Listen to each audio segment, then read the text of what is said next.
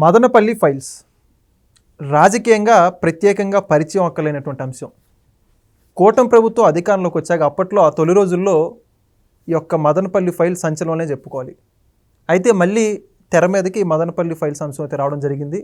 పెద్దిరెడ్డికి సంబంధించినటువంటి ఒక పిఏ మునితూకారావు అనేటువంటి వ్యక్తి, మరొక ముఖ్య అనుచరుడు మదన్ రెడ్డి, వీళ్ళ అరెస్టులతో ఈ యొక్క మదనపల్లి ఫైల్స్ సంబంధించి ఏం జరగబోతుందని చెప్పేసి మరొకసారి రాజకీయంగా చాలా పెద్ద ఎత్తున చర్చలు జరుగుతున్నాయని చెప్పుకోవచ్చు.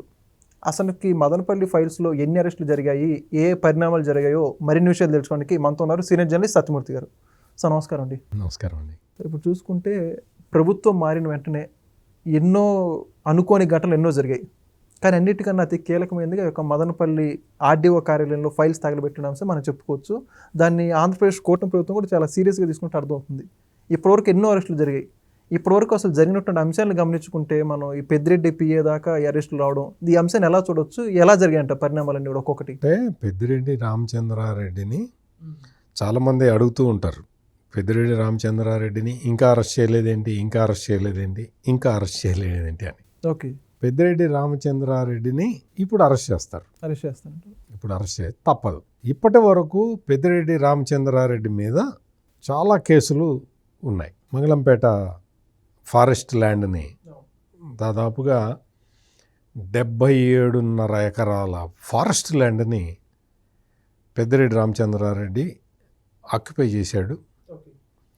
ఆక్యుపై చేసి తన భార్య పేరు మీద, కొడుకు పేరు మీద, తమ్ముడు పేరు మీద పెట్టాడు అనేది రికార్డులతో సహా దొరికిపోయింది. అది ఒక కేసు. ఇంకా ఈ దౌర్జన్యాల కేసులు ఇంకా చాలా ఉన్నాయి. ఇంకొకటి ఆవులపల్లి రిజర్వాయర్కి సంబంధించి పరిహారంలో గోల్మాల్ జరిగింది అనేది ఇంకొక కేసు. ఆక్రమణలు ఇంకా చాలా ఉన్నాయి. ఇటువంటివన్నీ చాలా కేసులు పెద్దిరెడ్డి రామచంద్రారెడ్డి మీద ఉన్నాయి. ఓకే, చాలా భూముల్ని కబ్జా పెట్టి తన భార్య పేరు మీద పెట్టుకొని వాటిని ఎలక్షన్ ఎఫిడవిట్లో చూపించలేదు అనేది ఇంకొక అతిపెద్ద కేసు. అంటే కేంద్ర ఎన్నికల సంఘాన్ని కూడా మిస్లీడ్ చేశాడు అనేది కూడా ఇంకొక కేసు. అంటే ఇట్లా పెద్దిరెడ్డి రామచంద్రారెడ్డి చేసిన అరాచకాలు గురించి చెప్పుకోవాలి అంటే చాలా ఉన్నాయి. మరి ఇన్ని కేసులున్నా ఇంకా ఎందుకు అరెస్ట్ చేయలేదు అనేది ప్రధానమైన ప్రశ్న. కూటమి ప్రభుత్వం అధికారంలోకి వచ్చిన తర్వాత మీరు జాగ్రత్తగా గమనిస్తే ఏ కేసులో కూడా చట్టాన్ని అతిక్రమించి అరెస్టులు చేయలేదు. అన్ని కేసుల్లో ఈ ప్రధాన నిందితులు ఎవరైతే ఉంటారో వాళ్ళందరూ కూడా హైకోర్టుకి లేదు సుప్రీంకోర్టుకి వెళ్ళి వాళ్ళు యాంటిసిపేటరీ బెయిల్ కానీ లేకపోతే ఏదైనా రిలీఫ్ కానీ తెచ్చుకోవటానికి వీలుగానే అలౌ చేశారు.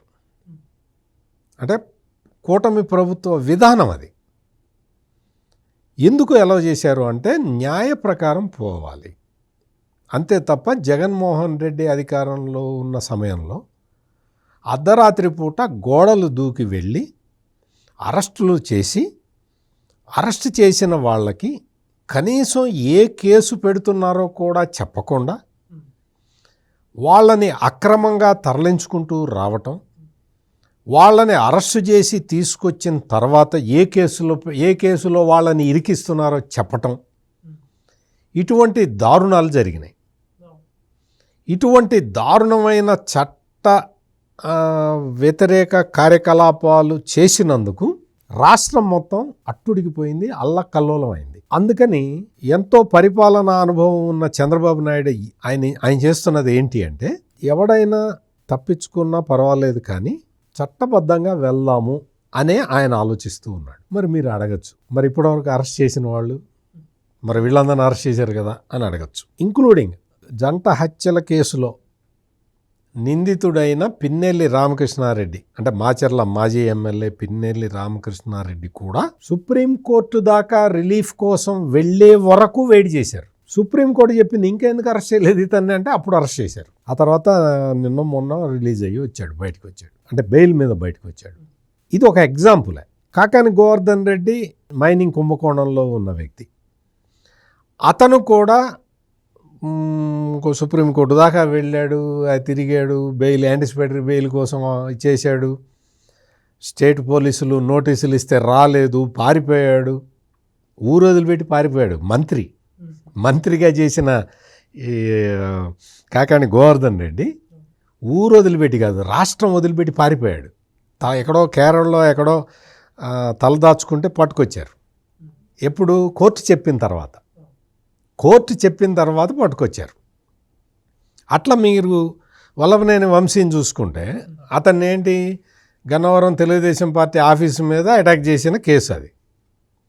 ఆ కేసులో ఎవరైతే ఫిర్యాదు ఇచ్చాడో ఒక దళిత యువకుడిని కిడ్నాప్ చేసి దొరికాడు. ఆ కేసులో అరెస్ట్ చేశారు. అట్లా మీరు ప్రతిదీ కేసు బై కేసు మీరు చూడండి. ఏ వైసీపీ నాయకుడినైనా సరే పూర్తి ఆధారాలు సేకరించిన తర్వాత వాళ్ళకి చట్టబద్ధమైన అవకాశాలన్నీ వాళ్ళు ఉపయోగించుకోవటానికే టైం ఇస్తూ ఉన్నారు. నోటీసులు ఇస్తున్నారు కదా, ఫస్ట్ వాళ్ళు తెలుస్తుంది దేంట్లో అని చెప్పేసి తెలుస్తున్నది. బాగా చెప్పారు. వాళ్ళకి నోటీస్ ఇస్తున్నారు, అయ్యా ఈ కేసు ఉంది మీ మీద అని చెప్తూ ఉన్నారు. ఆ నోటీస్ తీసుకొని పారిపోయిన వాళ్ళు పారిపోతూ ఉన్నారు, కోర్టుకి వెళ్తున్న వాళ్ళు కోర్టుకి వెళ్తూ ఉన్నారు, మాకు రిలీఫ్ ఇవ్వండి అని. ఆ ప్రాసెస్ అంతా అయిపోయే వరకు పోలీసులు వాళ్ళ జోలికి కూడా వెళ్ళటం లేదు. ఇది వాస్తవ పరిస్థితి. పెద్దిరెడ్డి రామచంద్రారెడ్డి విషయానికి వస్తే, పెద్దిరెడ్డి ఎవడైనా సరే నేరం చేసేవాడు డైరెక్ట్గా వచ్చి పొడవడు, ఒక 10 మందిని పంపించి పొడిపిస్తాడు. అంతే కదా సహజంగా జరిగేది, అంతే కదా. బాగా డబ్బులు ఉన్నోళ్ళు చేసే నేరాలు చేసే బాగా పైసలు ధనవంతులు ఉంటారు కదా, వాళ్ళు చేసే పనే ఇది. చేతికి మట్టి అంటకుండా ఎవడో వేరే గ్యాంగుల్ని పిలుస్తారు, సుపారీ ఇస్తారు, ఆయన వేసేసే అంటారు, వేసి వాడు వెళ్ళిపోతాడు, బీహారో కలకత్తానో పారిపోతాడు. ఎవడు చేశాడో కనుక్కోవడానికే టైం పడుతుంది. ఒకవేళ కనుక్కున్నా వాడు వచ్చి మళ్ళీ వీడి పేరు చెప్పడు కదా, వాడు అన్ని అగ్రిమెంట్లు అన్నీ ఉంటాయి కదా, మరి వీడిని ఎట్లా ప్రూవ్ చేయాలి? వీడే అది చేయించాడని ఎట్లా ప్రూవ్ చేయాలి చట్టం ముందు? అందుకని చాలామంది నేరం చేసిన వాళ్ళు తప్పించుకోవటానికి అవకాశం కలుగుతున్నది. అది వాస్తవం, అందులో ఎటువంటి సందేహం లేదు. ఎవరు కాదనలేదు. ఇప్పుడు ఈ పెద్దిరెడ్డి రామచంద్రారెడ్డిని ఇప్పటి వరకు అరెస్టు చెయ్యలేదు అంటే పెద్దిరెడ్డి రామచంద్రారెడ్డి నేరాలు చెయ్యలేదు అని కాదు. అందుకని నేను ఇంతసేపు మీకు చెప్పింది, ఈ చేట భారతం అంతా చెప్పింది ఎందుకు అంటే, పెద్దిరెడ్డి రామచంద్రారెడ్డిని అరెస్ట్ చేయలేదు కదా, అతనేమి నేరాలు చేయలేదా అని మీరు అడుగుతారేమోనని ముందరే చెబుతున్నా. ఆధారాలు కూడా దొరకాలి. ఆధారాలు ఎట్లా దొరుకుతాయి? వీళ్ళు చేసేవే బినామీ పనులు, పెద్ద పెద్ద పనులు, మామూలు చిన్న చిన్న పనులు కాదు కదా. ఇప్పుడు అటవీ భూమిని ఆక్యుపై చేశారు, ఎన్ని 100 ఎకరాలు చేశారో, రికార్డు 77 ఎకరాలకు దొరికింది. రికార్డు 77 ఎకరాలకు దొరికింది. ఈ 77 ఎకరాలు కూడా పెద్దిరెడ్డి మిథున్ రెడ్డి అంటే పెద్దిరెడ్డి రామచంద్రారెడ్డి కొడుకు వచ్చి ఏం చెప్పాడు అంటే, మాకు రిజిస్టర్ డాక్యుమెంట్లు ఉన్నాయి అని చూపించాడు. మేము ల్యాండ్ కొనుక్కున్నాము అని చూపించాడు. అక్కడ మ్యాజిక్ ఏంటి? వీళ్ళ పేరు మీదే ల్యాండ్ డాక్యుమెంట్లు ఉన్నమాట వాస్తవం. అదేంటి? 2 సర్వే నెంబర్లకి, 2 సర్వే నెంబర్లలో ఒక సర్వే నెంబరు వీళ్ళు కొనుక్కున్నారు. ఫారెస్ట్ ల్యాండ్కి అటాచ్డ్ ఉన్న భూమి కొనుక్కున్నారు. కొనుక్కొని ఇదంతా ఎంకరేజ్ చేశారు. వాళ్ళు కొనుక్కున్న భూమికి అనుబంధంగా ఉన్న ఒక 100 ఎకరాలు ఆక్యుపై చేశారు. ఆక్యుపై చేసి ఫెన్సింగ్ వేశారు. చట్టం పట్టుకుంటే ఈ ల్యాండ్ చూపిస్తారు, ఈ డాక్యుమెంట్లు చూపిస్తారు, మేము అది ఆక్యుపై చేయలేదంటారు, మాకు సంబంధం లేదంటారు. వాస్తవంగా అనుభవిస్తున్నది వీళ్ళే. దీన్ని ఎట్లా ప్రూవ్ చేయాలి? ఇక్కడ వస్తుందన్నమాట. ఇటువంటి అంటే నేను ఇందాక ఒక వాటర్ ట్యాంక్ గురించి చెప్పా, ఒక జలాశయం కట్టేదానికి అక్కడ వాళ్ళ రైతులకి మీకు కాంపెన్సేషన్ మీకు ఎక్కువ ఇప్పిస్తాము, మీకు ఇప్పుడు ఇచ్చేది సరిపోవట్లేదు, దానికి 7 లక్షలు ఎంతో ఇస్తున్నారు, మళ్ళీ మమ్మల్ని గెలిపించండి, మీకు 15 లక్షలు ఇప్పిస్తామని చెప్పారు. ఆ రైతులందరూ వీళ్ళకి ఓట్లు వేశారు, వీళ్ళు గెలిచారు. పార్టీ అధికారంలోకి రాల. వాళ్ళు రైతులు వెళ్ళి పెద్దిరెడ్డి రామచంద్రారెడ్డిని అడిగారు, నువ్వు 15 లక్షలు ఇప్పిస్తా అన్నావు, నీ మాటలు నమ్మి మేము నీకు ఓట్లు వేసాము, మరి మా పరిస్థితి ఏంటి అని పోలీసుల్ని పిలిచి వాళ్ళందరూ తెలుగుదేశం వాళ్ళు నా ఇంటి మీద అటాక్ చేయడానికి వచ్చారని చెబితే పోలీసులు లాఠీచార్జ్ చేశారు. అంటే ఎందుకు చెప్తున్నానంటే మరి దీన్ని ఎట్లా పరిష్కరించాలి? ఇది నేరం చేసింది వాళ్లే, పెద్దిరెడ్డి కుటుంబమే చేసింది. దీన్ని ఎట్లా పరిష్కరించాలి?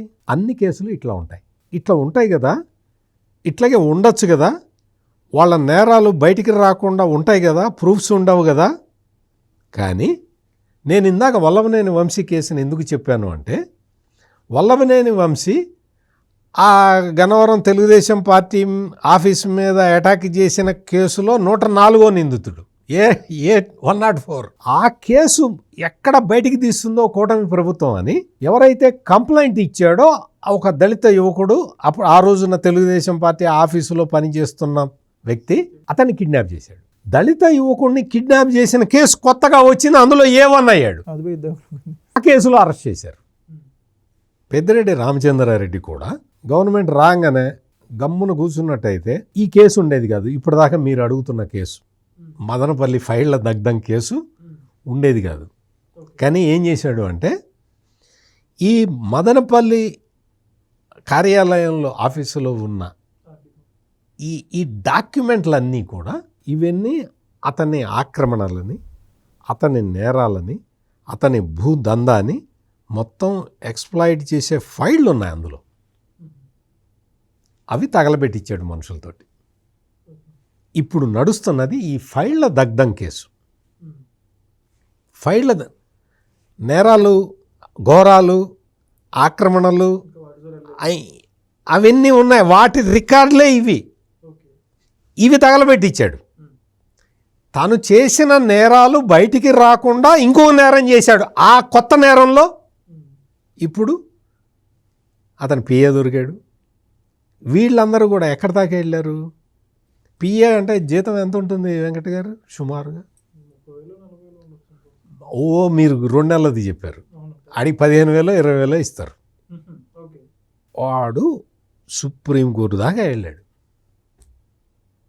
ఒక 20,000 జీతం ఉన్నటువంటి వ్యక్తి ఎట్లా వెళ్తావు? అంటే న్యాయ ప్రక్రియ మొత్తాన్ని వీళ్ళు వాడుకున్నారు. ఎట్లా వాడుకుంటావు? నీ వెనక పెద్దిరెడ్డి రామచంద్రారెడ్డి లేకపోతే, పెద్దిరెడ్డి రామచంద్రారెడ్డి నీకు చెప్పి ఆ ఫైళ్ళు తగలబెట్టించకపోతే నువ్వు ఇంత ఇది చేసుకొని నువ్వు కోట్ల చుట్టూ ఎట్లా తిరగలుగుతావు? ఇన్ని నెలల నుంచి ఎట్లా తప్పించుకొని తిరుగుతావు? న్యాయపరమైన ప్రొటెక్షన్ ఎట్లా తీసుకోగలుగుతావు? నీకోసం ఎంత పెద్ద పెద్ద లాయర్లు వాదించారు.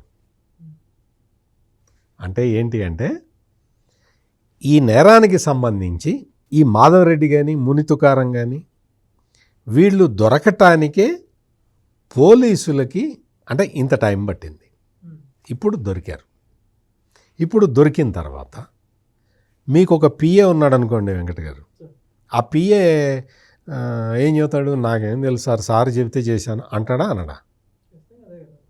అట్లా అంటాడనే కదా ఇతనికి ఇంత లీగల్ ప్రొటెక్షన్ ఇప్పించింది పెద్దిరెడ్డి రామచంద్రారెడ్డి. ఇతను నోరు ఎక్కడ ఇప్పుతాడోనే. ఇప్పుడు దొరికారు, చట్టపరంగా అరెస్ట్ చేశారు, చట్టబద్ధంగా కేసును ముందరికి తీసుకెళ్తూ ఉన్నారు. ఇప్పుడు ఒక ప్రభుత్వ కార్యాలయంలో ఫైళ్లు తగలబెట్టించడం అంటే అది మామూలు నేరం కాదు. ఒక అటవీ భూమిని ఆక్యుపై చేసి, అటవీ భూమిని ఆక్యుపై చేయటం, దానికి ఫెన్సింగ్ వేయటం, వన్యప్రాణులు లోపలికి బయటికి తిరగకుండా ఫెన్సింగ్ వేసి అడ్డుకోవటం అనేది అతిపెద్ద నేరం భారతదేశంలో. అటువంటి పెద్ద నేరాలకి పాల్పడ్డ వీళ్ళు ఆ రికార్డులు దగ్ధం చేసే క్రమంలో పట్టుబడి ఈ రోజున కేసులో ఇరుక్కొని ఉన్నారు. అందుకని ఖచ్చితంగా పెద్దిరెడ్డి రామచంద్రారెడ్డి తను చేసిన పాపాలకి అరెస్టు కాక తప్పని పరిస్థితిని అతనే కల్పించుకున్నాడు. ఈ మదనపల్లి ఆర్డీఓ కార్యాలయంలో ఫైళ్లు దగ్ధం చేయకపోయి ఉన్నట్టయితే ఈ నేరాలని నిరూపించడానికి చాలా టైం పట్టుండేది. పెద్దిరెడ్డి రామచంద్రారెడ్డి వచ్చి స్వయంగా తనే స్కెచ్ చేసుకొని ఆ స్కెచ్లో తనే ఇరుక్కొని ఈ రోజున దొరికాడు. అందుకని పెద్దిరెడ్డి రామచంద్రారెడ్డి అరెస్టు ఇన్ఎవిటబుల్. అతన్ని ఖచ్చితంగా అరెస్టు చేయాల్సిన అవసరం పోలీసులకి ఉన్నది. పోలీసుల్లో ఇప్పటికీ కొంతమంది వైసీపీ అనుకూలురు ఉన్నారు, అందులో ఎటువంటి సందేహం లేదు. ఆర్డీఓ కార్యాలయంలో కూడా ఉన్నారు. రెవెన్యూ డిపార్ట్మెంట్ మొత్తంలో కూడా పెద్దిరెడ్డి రామచంద్రారెడ్డి అంటే భయపడే వాళ్ళు ఇంకా ఉన్నారు. రాజకీయాల్లో రాజకీయ నాయకుల్లో ఉన్నారు, ప్రజాప్రతినిధుల్లో ఉన్నారు. పెద్దిరెడ్డి రామచంద్రారెడ్డి అతని కుటుంబం చేసే దౌర్జన్యాలు దాష్టికాలని ఎదిరించలేక ప్రశ్నించలేక నోరు మూసుకొని బతుకుతున్న రాజకీయ నాయకులు కొన్ని వందల మంది ఉన్నారు ఉమ్మడి చిత్తూరు జిల్లాలో. ఇది పెద్దిరెడ్డి రామచంద్రారెడ్డి సామ్రాజ్యం. ఈ సామ్రాజ్యంలో నేరం చేసి కూడా యథేచ్ఛగా డాంబికంగా తిరుగుతూ ఉన్న వ్యక్తి పెద్దిరెడ్డి రామచంద్రారెడ్డి. మరి ఇతన్ని పట్టుకోవాలంటే ఎంత పకడ్బందీగా కేసుని ముందరికి తీసుకువెళ్ళాలి. అదేవిధంగా రాష్ట్ర పోలీసులు పనిచేస్తూ ఉన్నారు. రెవెన్యూ డిపార్ట్మెంట్లో ఉన్న నిజాయితీ పరులు పోలీసులకి సహకరిస్తూ ఉన్నారు. రాజకీయ నాయకులు నోరు మెదపకుండా కూర్చొని ఉన్నారు. వాళ్ళు అంతవరకు సహాయం చేస్తే చాలు, మిగతా పని పోలీసులు చక్కగా చేయగలుగుతారు. ఇది ఈ కేసు ఇప్పటికీ అంటే ఒక స్థాయికి వచ్చింది. నెక్స్ట్ అరెస్టు పెద్దిరెడ్డి రామచంద్రారెడ్డిదే. Okay, thank you sir. నమస్కారం అండి. Please subscribe to Leo News for more videos.